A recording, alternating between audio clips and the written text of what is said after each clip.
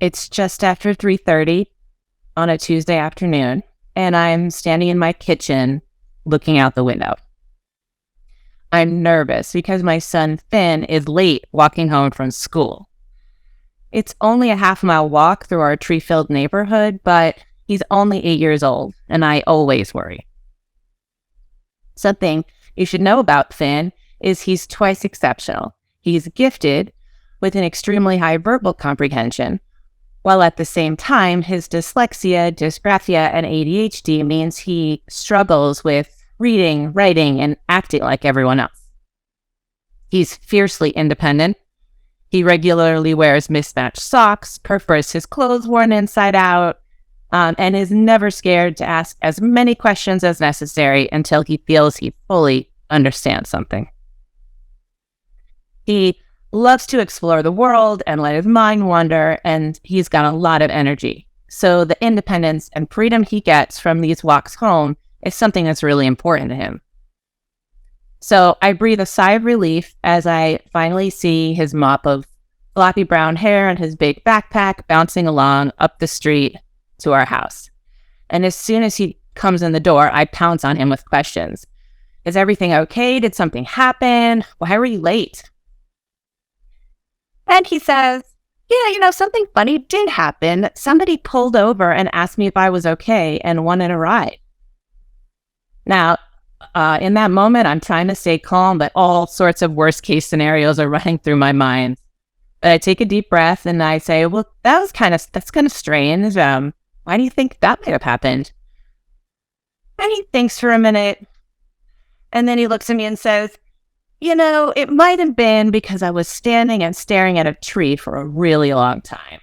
I noticed some ants on the bark, and I watched them crawl along in between the pieces of bark on the tree up towards the top where I noticed some birds, and I thought about where they had been and where they might be going. And then I noticed how large the branches were, and then I thought about what must be under my feet and all the roots and how far they must go. So yeah, I was probably just standing there and staring at that tree for a really long time. And then, carefree as ever, he ran off, grabbed his headphones, and went to his room to listen to his favorite fantasy audiobooks, leaving me in the kitchen to think about how to fix this. On the one hand, I was relieved because all of those worst-case scenarios were unfounded. But now a new set of worries was popping up for me. What do people think about my son, and how do they treat him, especially when I can't be there to protect him? When I was growing up, I didn't fit in with kids my age either. In elementary school, I was sent to a gifted program, which was in a different elementary school in our local district. The kids at that school were not kind to us gifted kids, and the playground was especially rough. One day I found an old, rusted structure that was tucked up against the back of the field, up against the forest, and I collected some wood and some pieces of sticks and logs, and I built us a fort. And from that day forward, a group of us sat in that fort and ate lunch every day, talking, telling stories, and just feeling safe and separate from the rest of that school. Fast forward to high school, and I'm a bit of a rebel. I've got bleached hair, I've got a nose ring, and I take pride in not fitting in.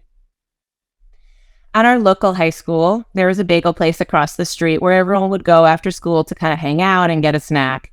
And one day I was walking out of the bagel place, pop in the back of my Snapple, when I see my sister, who's just a year younger than me, talking to a group of girls. And as I get closer, I can hear what they're saying, and as soon as they see me, they scatter.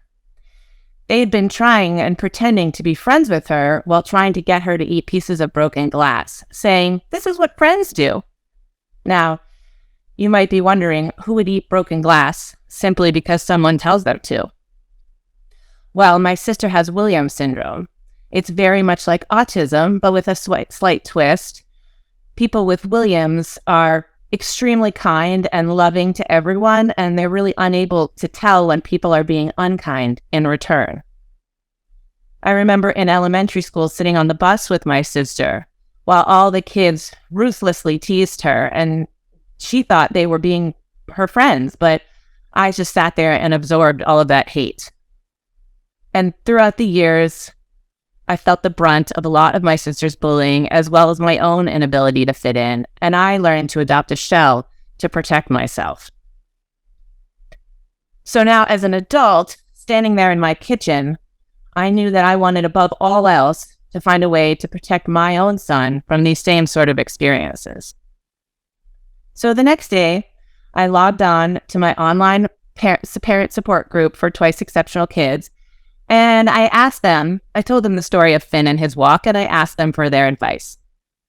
Someone suggested that he start wearing a camera around his neck. That way, when he was standing and lost in thought and thinking about things, people would think that he was merely just waiting for the perfect photographic shot. That seemed like a really clever idea to me, but when I proposed it to my son Finn, he was less than enthusiastic. He said, "Okay, Mom, I'll do that if you want, but I don't see what the big deal is. Why do we care what other people think? Why does it matter?" And I looked at him, my adorable son with his big brown eyes and that mop of floppy hair, just full of love for the world. And I realized that he was right. Why should it matter what other people think? Why does it matter if somebody misunderstands our kindness or our thoughtfulness or our intelligence or our quirkiness? So Finn went back to walking home every day just as before, bringing home dead birds on the ends of sticks, pockets full of nuts and bolts that he'd found, shiny rocks, interesting leaves. He once brought home a hubcap he found in the gutter because it would be the perfect thing to turn into a shield to go along with the grenade launcher he created out of an old discarded vacuum. In fact, I'm pretty sure at this point everyone in our neighborhood knows if they leave any piece of furniture out for free, maybe a slightly deflated yoga ball or a rollable Tupperware that only has a small crack, my son Finn will be by to take it off their hands for them. I'm still learning to let things go, and I make mistakes. One night at a restaurant, Finn was bouncing up and down at the booth and banging his head against the back of the seat. And I told him to stop because that's not what normal people do. Later that night, I apologized. Finn is nearly 13 now, but I still worry. I'm a mother, and the world can be an unkind place. But I'm doing my best to take my cues from him so that my children and I will be proud of who we are, and we won't try to fix it. Thank you.